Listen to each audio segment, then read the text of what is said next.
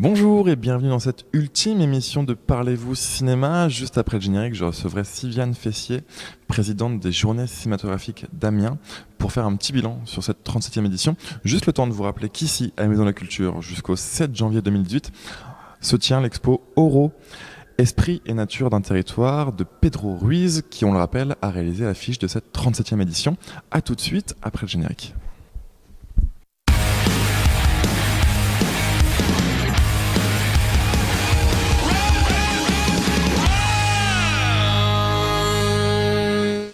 Bonjour et bienvenue dans cette ultime émission de Parlez-vous cinéma, ici au 37e Festival international du film d'Amiens. Pour cette dernière, on a la joie d'avoir Sylviane Fessier. Bonjour. Bonjour. Présidente du coup des Journées cinématographiques d'Amiens, qui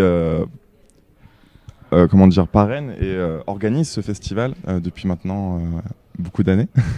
Depuis maintenant 37 ans, on peut le dire. Comme vous savez, qui parraine, oui, enfin c'est comme n'importe quelle association de 1901, association de bienfaiteurs et non pas de malfaiteurs, qui est donc une association qui a d'abord créé un festival, d'où est née ensuite une salle de cinéma. Donc ça a d'abord été le Régent et puis maintenant c'est le Ciné Saint-Leu. Et du coup, première édition avec Anouchka Deandrade, la nouvelle directrice. Comment ça s'est passé ? Oui, alors première édition avec Anouchka Deandrade et première édition avec moi comme présidente, puisque comme peut-être vous le savez, j'ai pris une retraite sans doute bien méritée il y a un an et donc ne pouvant pas m'arrêter, j'ai proposé donc de reprendre la présidence de l'association. Et donc c'est un peu une renaissance du festival avec à sa tête une nouvelle présidente et puis une nouvelle directrice artistique. Et du coup, on sent quand même ce renouveau, j'ai envie de dire, mais qui était déjà là, entre guillemets, dans les premières années, d'aller vers des cinémas là, colombiens, enfin, pas des cinémas du monde, comme Anouchka le présente. Il y avait cette envie de vraiment remettre ça sur les affiches, d'en faire, entre guillemets, son fer de lance. Oui, enfin, ce qui a toujours été la philosophie, j'ai envie de dire, du festival et aussi de tout ce qu'on peut faire au Ciné Saint-Leu, c'est l'ouverture vers les autres et la rencontre. Je pense que Anouchka a trouvé dans la terminologie tisser les mondes, une terminologie qui nous va parfaitement, j'allais dire comme un gant. Et non seulement on a réussi à tisser les mondes, mais on a réussi à retisser des liens peut-être avec un public qu'on avait peut-être un peu perdu, peut-être un peu négligé aussi, parce que l'ouverture sur le monde, c'est vraiment ce qui nous a motivés dès l'origine et qui continue de nous motiver de façon permanente. C'est ce qui fait du FIFAM, le FIFAM, on peut le dire aussi comme ça. Exactement. Et du coup, quel regard vous avez eu sur cette édition ? On a eu Alain Cavalier quand même, qui est venu jeudi dernier, des avant-premières avec La Villa, le cinéma colombien. Ça a été une semaine quand même très très riche. Les spectateurs n'ont pas eu le temps de s'arrêter une minute. Ils n'ont pas eu le temps de souffler et c'est tant mieux. Et nous non plus d'ailleurs. Les salles étaient pleines, on peut les le dire salles aussi. étaient pleines. Je pense que ce festival, on l'a tous ressenti comme un festival joyeux. Voilà. J'ai envie de dire, c'est vraiment le mot qui me vient en premier. Joyeux, avec une ambiance extraordinaire, une ambiance à l'intérieur de l'équipe, une ambiance qu'on a réussi à communiquer, je pense, au public, quelque chose d'enthousiaste et en même temps, on est resté, j'ai envie de dire, fidèle à nous-mêmes sur les thématiques qui ont été présentées. Tous les films n'étaient pas forcément des films faciles, mais pour moi, le cinéma... d'abord, ça se partage, et deux, c'est toujours une expérience. Donc, une expérience cinématographique, ça se fait à plusieurs, dans une salle, dans le noir, et je crois que c'est ça qui a été le maître mot et qui, me semble-t-il, a été assez réussi. Et du coup, vous, de manière personnelle, quel est de cette semaine, alors ça va être compliqué, le moment où là vous vous êtes dit, c'est le moment phare du festival, c'est ça dont on se rappellera peut-être dans les années à venir? Je sais pas, il y en a beaucoup, mais effectivement, la rencontre avec Alain Cavalier, évidemment... très spécifique en plus, c'était lui seul sur scène. En tant que cinéphile, je crois qu'il a trouvé quelque chose que personnellement, j'ai certainement cherché tout au long de ma carrière d'exploitante, c'est-à-dire organiser une conversation avec le public sans qu'il n'y ait forcément d'intermédiaire. Pendant de longues années, j'ai été amenée évidemment à recevoir des réalisateurs, des réalisatrices, des comédiens, des producteurs, des critiques. Et cette rencontre frontale entre un invité et le public a toujours été quelque chose qui n'était pas de l'ordre du naturel, parce qu'il y a toujours un intermédiaire. C'est un peu comme ce que j'ai essayé de faire avec des enfants pendant aussi toute ma carrière d'exploitante, où je me disais, c'est dommage qu'il y ait toujours des adultes entre les enfants et les films. Et ce que nous a proposé Alain Cavalier, cette rencontre où nous ne sommes pas là, et lui s'adresse directement au public, j'ai trouvé que c'était un moment magique. Je n'imaginais pas que ça pouvait fonctionner aussi bien. Et je ne le remercierai jamais assez d'avoir confirmé que c'était comme ça qu'il fallait faire. Il y avait vraiment une spontanéité, on sentait une proximité avec le public. Exactement. Et le public, quand il n'y a pas cet intermédiaire de celui qui est là et qui converse et qui se pose en spécialiste d'eux, ça fonctionne d'autant mieux. Et je pense que il a quelque part rendu complètement concrète cette idée que moi j'avais et que je n'ai jamais finalement réussi à mettre en place sérieusement. Et c'est vrai qu'on a reçu aussi beaucoup de personnes, à la fois de la fac et des différentes institutions. On sent que la professionnalisation est au cœur de ce festival. On a reçu Jean-Guy Véran, mixeur du son. Donc voilà aussi un métier très, très particulier. C'est important aussi dans un festival d'amener devant la scène ce genre de métier quand même dont on parle pas énormément, et d'amener cet aspect professionnel à de jeunes cinéastes en devenir, j'ai envie de dire. C'est important pour vous d'avoir aussi cette identité-là. Bien sûr, parce que de toute façon, nous, notre rôle, c'est de transmettre et de permettre, pour cette transmission, de permettre la rencontre avec ceux qui font le cinéma. Et donc, ceux qui font le cinéma sont les cinéastes, évidemment, mais ce sont les techniciens, les scénaristes, les mixeurs, les musiciens, les compositeurs. Enfin, voilà.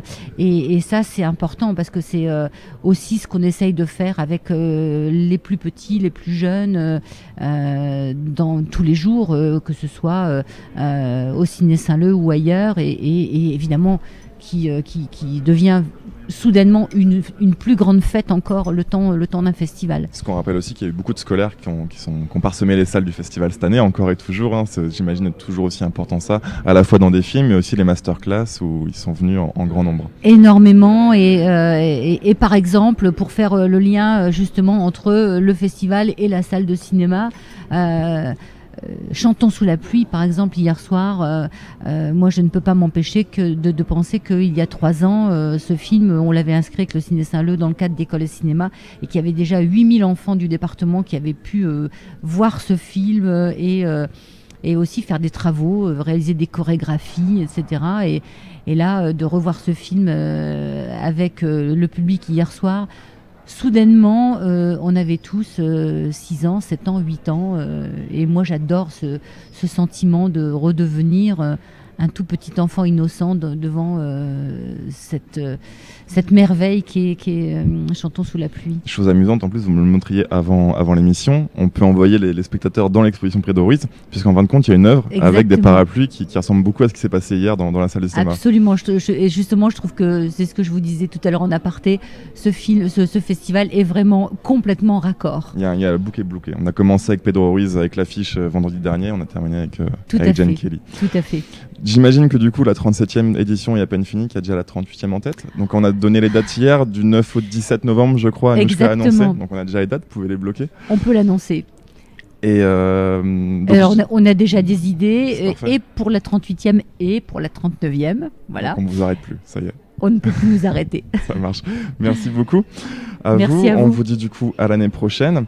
Juste le temps pour moi de remercier le FIFAM pour l'opportunité et la chance d'avoir été avec vous toute cette semaine, l'association Les Faquins et sa présidente Alice Dourneau, ainsi que toute l'équipe de professionnels qui a été avec moi durant toute cette semaine. Lowen Delaby à la réalisation, Mathilde Landa, ma petite voix dans la tête, ma petite script, Dominique Méniger au son, Gauthier Manot, coordinateur de l'émission, Nicolas Poiré au cadre, Romain Poète également au cadre, ainsi que les assistants réalisateurs sur les équipes volantes, Damien Gouraud, Grégoire Dagnon, Pauline Bougie et Gaël Denis. On remercie également Jean-Marie Fossillon, notre photographe qui nous a suivis tout au long de la semaine, je crois que je n'oublie personne. Et si, bien sûr, Anthony Kojalavissus qui a décoré ce petit plateau. Merci à lui également. On vous remercie, vous, d'avoir été là toute cette semaine. On se quitte avec les images de récap de la semaine qu'on a diffusées hier à la semaine clôture. Et on vous dit à l'année prochaine. Bonne fin de dernière journée sur cette 37e édition du FIFAM. Et on vous dit à la 38e. Bonne journée.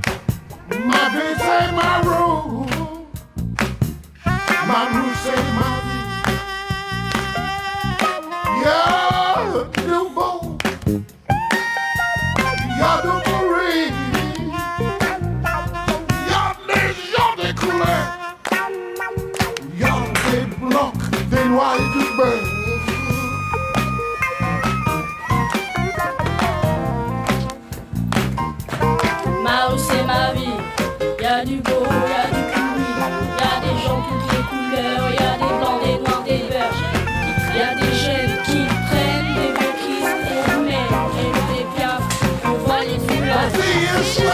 Marou c'est ma vie, c'est la folie, y'a des gens toutes les couleurs, y'a des blancs, des noirs, des verts, des parents, Marou respectent et ils trouvent ça normal, les piafs, on voit les orages, y'a des blancs, des noirs, des verts. C'est l'homme qui prennent au parfum de mélancolie. Y'a des gens toutes les couleurs, y'a des blancs, des noirs. Marou c'est ma vie.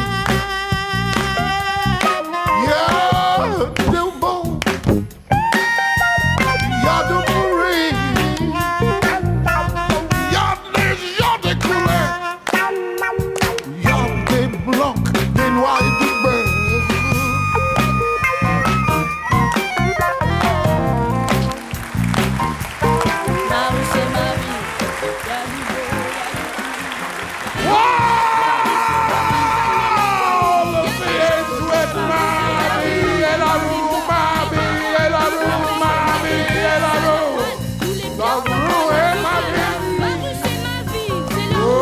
y'a du pourri, y'a des gens de couleur,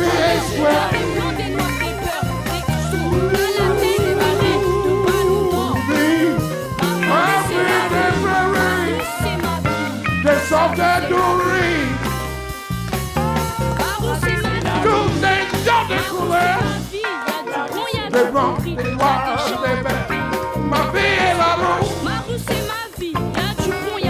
beurre. Y'a des gens toutes les couleurs, y'a des blancs, des noirs, des verts, y'a des jeunes qui traînent, des vieux qui se promènent, et nous les piafs, on vole les nuages.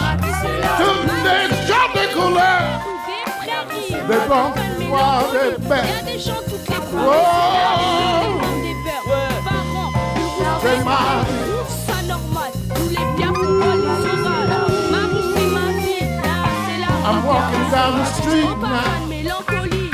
Marou est ma vie. Y'a des blancs, des noirs, des beurs, des chansons, des rêves de ballon d'or. Marou c'est ma vie. Marou c'est ma vie. Marou est ma vie. C'est ma vie. Y'a du bon, y'a du pourri. Y'a des gens toutes les couleurs. Y'a des blancs, des noirs, des beurs.